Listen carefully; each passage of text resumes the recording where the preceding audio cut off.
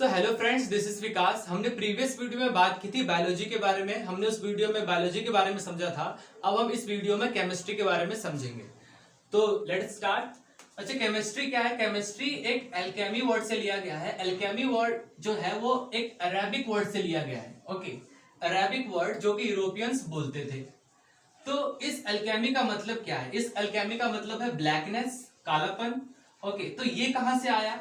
तो ये था जो नील रिवर वैली थी, वहां की जो सोयल थी वो बहुत ही ज्यादा डार्क थी, डार्क सोयल थी। तो उसके नाम से इसको रखा गया है। तो वहां उस चीज को वो बोलते थे अल्केमी। ओके, और उसी से बाद में ये वर्ड इवॉल्व होके और टाइम के साथ चेंज होते होते केमिस्ट्री बन गया। नेक्स्ट है एरिस्टोटल। इसके बारे में क्या कहते हैं? तो एरिस्टोटल भी एक साइंटिस्ट थे जिन्होंने बायोलॉजी के जनक माने जाते हैं वो, और इसके बारे में भी बताते हैं वो। अब देखिए क्या कहते हैं वो। तो एरिस्टोटल कहते हैं जितने भी सब्सटेंस हैं, जितने भी सब्सटेंस अवेलेबल हैं, मैटर भी कह सकते हो आप, जितने भी मैटर्स अवेलेबल हैं वो 4 चीजों से मिलकर बनी है। 4 मेन एलिमेंट से मिलकर बनी है। पहला है एयर, दूसरा वाटर, थर्ड है फायर एंड फोर्थ है अर्थ।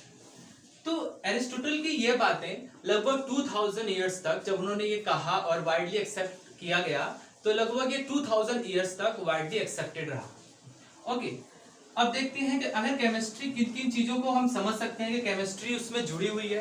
तो जो भी चीजें आप सुनते हैं उसमें केमिस्ट्री जुड़ी हुई है। देखते हैं, स्मेल करते हैं, सूंघते हैं, टेस्ट करते हैं, टच करते हैं, उन सारी चीजों में केमिस्ट्री जुड़ी हुई है। ओके, और किन चीजों में, जो भी आपके डेली लाइफ में जो भी आप करते हैं, डायरेक्टली और इनडायरेक्टली आप केमिस्ट्री की चीजें भी करते हैं। कैसे करते हैं? देखिए, जैसे कुकिंग, जब आप खाना बनाते हैं तो खाना कैसे बनता है? खाना उबलता है, ठीक है, पकता है, तो कहीं ना कहीं उसमें केमिस्ट्री मिक्स है। ओके, उसके बाद डिटर्जेंट का यूज करते हैं। जब आप कोई भी गंदे कपड़े को धोते हो किसी भी डिटर्जेंट से, तो वो क्या होती है? साफ हो जाती है। तो साफ कैसे हो जाती है? वो कहीं ना कहीं वहां पे केमिकल रिएक्शन करती है और गंदगी को हटा देती है उस पर से। उसके बाद है, जब आप मेडिसिन खाते हो, तो मान लो कि आपके बॉडी में कोई वायरस चला गया है जिससे आप बीमार पड़ गए हो, तो जब आप मेडिसिन खाते हो तो आपके बॉडी में वो मेडिसिन जाके एक रिएक्शन करती है जिसमें वो जो बेकार की वायरस होती है, जो मतलब कि आपके बॉडी को हार्म करती है, वो उसे दूर कर देती है ना। अब आगे देखते हैं। और एक चीज देखते हैं आप, जो आपके डेली लाइफ में जो आइस होती है, अगर आप आइस जब आप फ्रिज में रखते हो तो वो पिघलती नहीं है, जब आप उसको बाहर रखते हो वो पिघल जाती है। रीजन क्या है? टेम्परेचर, है ना। और जब आप उसको बॉईल करते हो तो वो इवेपोरेट हो जाती है।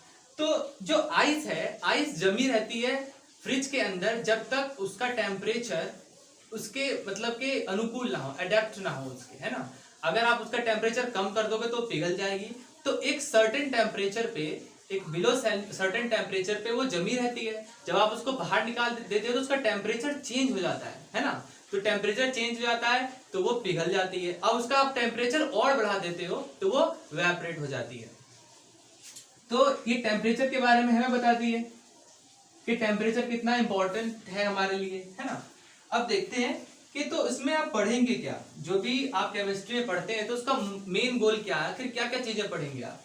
तो ये देखेंगे आप कि जब आप केमिस्ट्री की स्टडी करेंगे तो केमिस्ट्री के स्टडी में आप कंपोजिशंस पढ़ेंगे, स्ट्रक्चर पढ़ेंगे, मतलब कोई भी मैटर किस तरीके से कंपोज किया गया है, किस तरीके से बना है, उसका स्ट्रक्चर कैसा है और उसकी प्रॉपर्टीज क्या है, मतलब उसका गुण धर्म क्या है। ओके, और रिएक्शंस के बारे में आप पढ़ते हैं, तो आपने 9th-10th में ही पढ़ रखा होगा बहुत सारे रिएक्शंस। ओके, तो इन सारी चीजों के बारे में स्टडी करते हैं। अब थोड़ा ये मैटर के बारे में समझ लेते हैं और इन सब चीजों के बारे में भी समझेंगे। तो मैटर क्या होता है? मैटर होता है जिस भी चीजों को आप टच कर सकते हो, फील कर सकते हो, ठीक है, वो सारी चीजें मैटर है। या फिर एक और डेफिनेशन देते हैं केमिस्ट्री, हम क्या देते हैं कि जिनका होता है मास और स्पेस ऑक्यूपाई करता है। जिसका मास होता है, मास मतलब जो जिसमें वेट हो, ठीक है, और जो स्पेस ऑक्यूपाई करे वही हमारा मैटर है। या फिर आप कह सकते हो जिसको आप टच कर सको, फील कर सको, वही हमारा मैटर है। ओके, सो अब नेक्स्ट देखते हैं। तो अभी हमने देखा कि मेन गोल क्या है केमिस्ट्री का। तो हमने समझा कि मतलब कंपोजिशन, मैटर के कंपोजिशन, स्ट्रक्चर, प्रॉपर्टीज और रिएक्शंस बताती है ये। तो जो कंपोजिशन है वो क्या होती है, तो पहले समझते हैं। What are objects materials made of, मतलब कोई भी ऑब्जेक्ट या मटेरियल्स किस चीज की बनी है। कोई भी ऑब्जेक्ट या मटेरियल्स किस चीज की बनी है उसको हम कंपोजिशन कहते हैं, किन किन चीजों से मिलके बनी है। ओके, तो उसको हम कंपोजिशन कहते हैं। नेक्स्ट है स्ट्रक्चर, उसका स्ट्रक्चर कैसा है, how material shape in a certain way.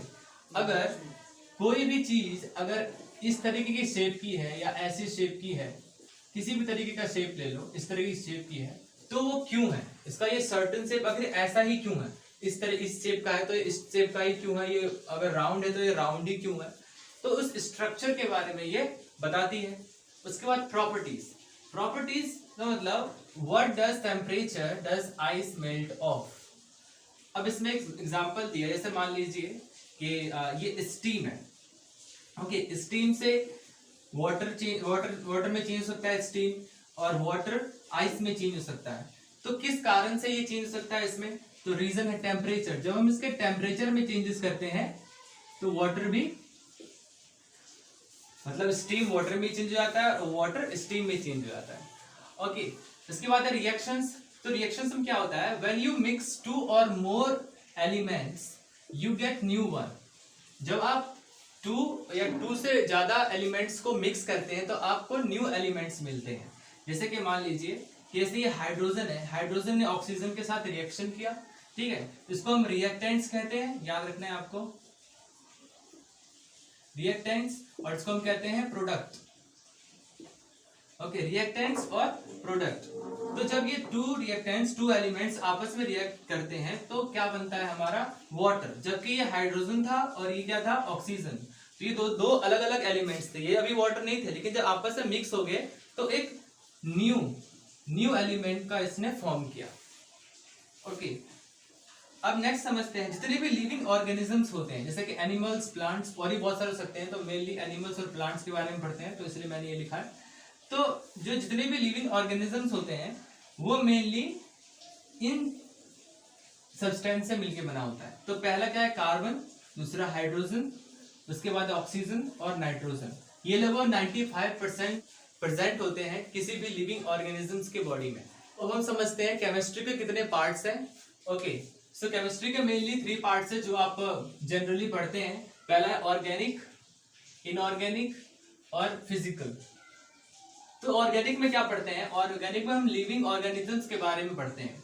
क्या पढ़ते हैं, नेचुरल कंपाउंड्स और एनिमल और ह्यूमन किस तरीके से बने हैं, उनके अंदर क्या क्या चीजें हैं, ये सारी चीजें हम पढ़ते हैं। उसके बाद इनऑर्गेनिक में, अच्छा ये जो है ऑर्गेनिक में ये सारे कार्बन से मिलकर बने हैं। ओके, विच हैज कार्बन,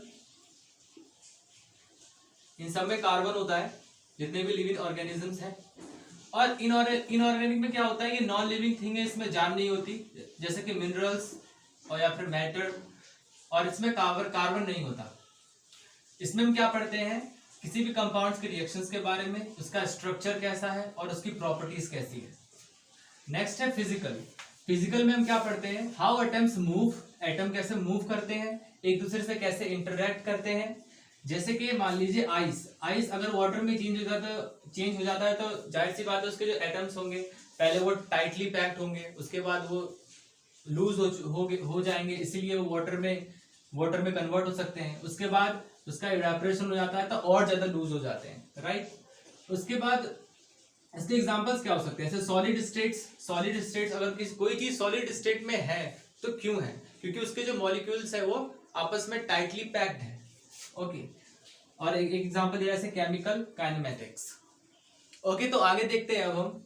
तो ये साइंटिस्ट का नाम मैंने एक लिखा है, एंटोनी लेवेसर, जिनका जो बर्थ है वो 1743 में होता है और 1794 में ये डेड कर जाते हैं।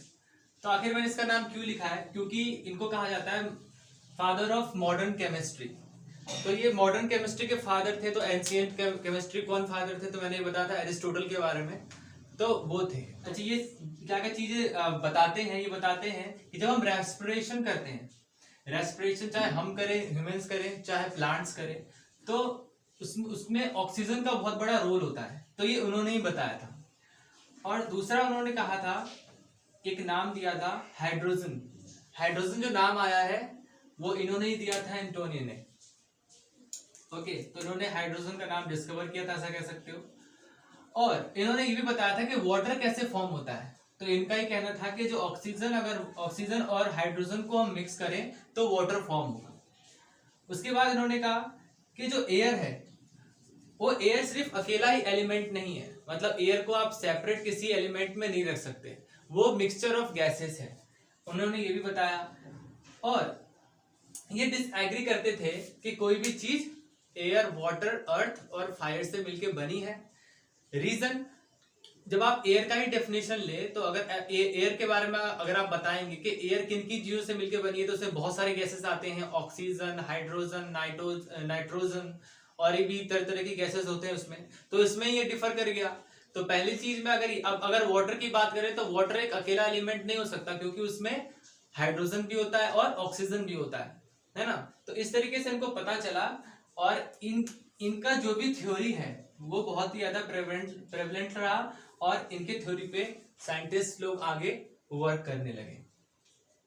बट अनफॉर्चुनेटली इनको गुलिटान कर दिया गया 1794 में। गुलिटान का मतलब होता है, आप सर किसी एक मशीन सी होती है, उसके नीचे आप सर रख दो और ऊपर से एक तलवार से गिरता है और आपका धड़ से अलग, सर जो है धड़ से अलग हो जाता है, मतलब कट जाता है। रीजन क्यों ऐसा किया गया इनके साथ, तो ये एक टैक्स कलेक्टर भी थे। ओके, तो ये टैक्स कलेक्टर थे फ्रांस के, तो फ्रांस के, और ये पेरिस में रहते थे उस समय, तो टैक्स कलेक्टर थे। तो आपको फ्रेंच रिवॉल्यूशन में आपने पढ़ा होगा, फ्रेंच रिवॉल्यूशन में क्या था कि जो लुई 16 था उसने क्या किया था, टैक्स बढ़ा दिया था, और जो भी टैक्स कलेक्ट करने जाता था उनमें ये भी थे, एंटोनी। तो उनपे मतलब कि ऐसा कन्विक्शन लगाया गया कि आपने टैक्स जो है वो पूरा नहीं दिया है, आप टैक्स तो जमा करके लाए पर पूरा नहीं दिया, और उस पर बिट्रेयल का कन्विक्शन लगा के उसको गुलिटान कर दिया गया। तो उस सैड स्टोरी के बाद अब हम खत्म करते हैं ये पढ़ के। ओके, सो ये एटम की खोज किसने की थी, वो उनका नाम था जॉन डाल्टन। जॉन डाल्टन ने एटम की खोज की थी। और ऑर्गेनिक केमिस्ट्री के फादर कौन थे, फ्रेडरिक वॉलर। इसके बाद इनऑर्गेनिक केमिस्ट्री के फादर कौन थे, अल्फ्रेड वार्नर। उसका फिजिकल केमिस्ट्री के फादर कौन थे, विलियम ऑस्टवॉल्ड। और इलेक्ट्रॉन की खोज किसने की थी, जे थॉमसन। प्रोटॉन की खोज किसने की थी, अर्नेस्ट रदरफोर्ड। और न्यूट्रॉन की खोज किसने की थी, चैडविक। तो ये बहुत इंपॉर्टेंट चीजें बताई है मैंने, जो आप डिफरेंट चैप्टर्स में जो बिगिन करोगे चैप्टर को, तो इन सारी चीजों से बिगिन करोगे, और ये टॉपिक यहीं पे फिनिश होता है। तब तक के लिए thank you, have a great day.